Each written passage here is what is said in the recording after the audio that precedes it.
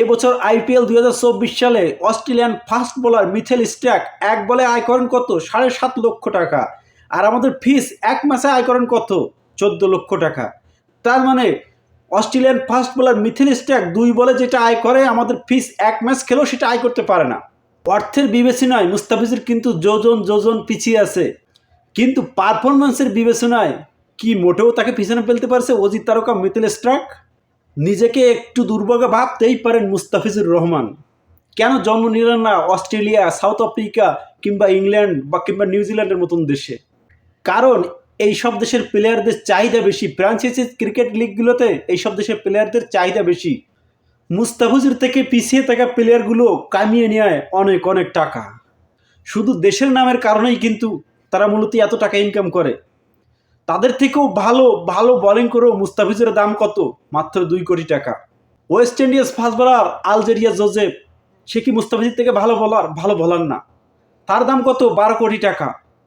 তার দাম 12 কোটি টাকা, আর আমাদের মুস্তাফিজুরের দাম কত? 2 কোটি টাকা। আলজেরিয়া জোসেফ হোক বা অন্য যে কোনো বোলার হোক, মুস্তাফিজুর থেকে কিন্তু কেউ ভালো না। আপনি যদি স্ট্রাইকের সাথেও মুস্তাফিজের তুলনা করেন তাহলে কিন্তু মুস্তাফিজকে পিছনে ফেলতে পারবেন না। ইন্ডিয়ান আইপিএল ইতিহাসে অভারিত প্লেয়ার হিসেবে একমাত্র ইমার্জেন্সি প্লেয়ারের পুরস্কার পেয়েছে কে? মুস্তাফিজুর রহমান, যা বিশ্বের কোনো প্লেয়ার পায়নি।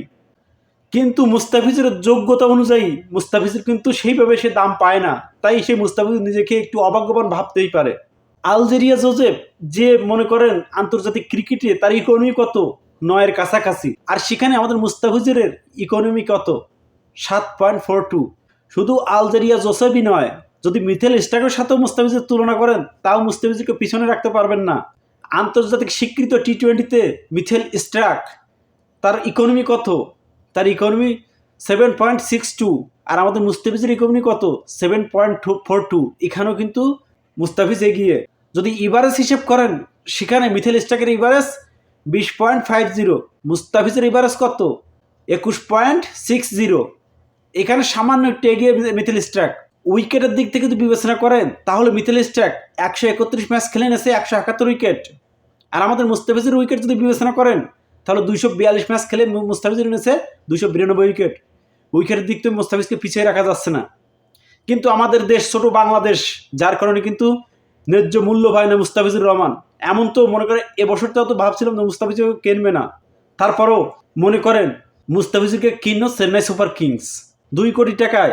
চেন্নাই সুপার কিংস মনে করেন রূপার দামে কোহিনূর কিনে নিছে। তারা আসলেই মনে করেন ভাগ্যবান, মুস্তাফিজের মতন একজন প্লেয়ারকে 2 কোটি টাকাতে কিনতে পারছে। আর কেনার কারণ মুস্তাফিজের মতন প্লেয়ার যদি ইংল্যান্ড, অস্ট্রেলিয়া কিংবা নিউজিল্যান্ড বা সাউথ আফ্রিকায় জন্ম হতো তাহলে মুস্তাফিজের দাম হইতো কত? তাকে নিয়ে কাড়াকাড়ি হইতো, তার দাম হইতো কত? তার দাম হতো 20 কোটি 22 কোটি টাকা। কিন্তু আমাদের মুস্তাফিজুর রহমান বাংলাদেশি বলে তার দাম 2 কোটি টাকা। যে স্ট্যাক 24 কোটি টাকা বিক্রি হয়েছে, তার দুই বল অন্তর তার বেতন পড়ে কত? 14.5 লক্ষ টাকা। আর আমাদের মুস্তাফিজের বেতন কত? এক ম্যাচের বেতন কত মুস্তাফিজের? 14 লক্ষ টাকা। স্ট্রাইকের 2 বল আর আমাদের মুস্তাফিজুর এক ম্যাচ। কিন্তু পারফরমেন্স আপনি বিবেচনা করে দেখেন, আমাদের মুস্তাফিজুর 2 ম্যাচে 61 রান দিয়ে এনেছে 6 উইকেট। অপরদিকে মিচেল স্টার্ক এক ম্যাচ খেলে 4 ওভারে 53 রান দিছে, রয়েছে উইকেট শূন্য।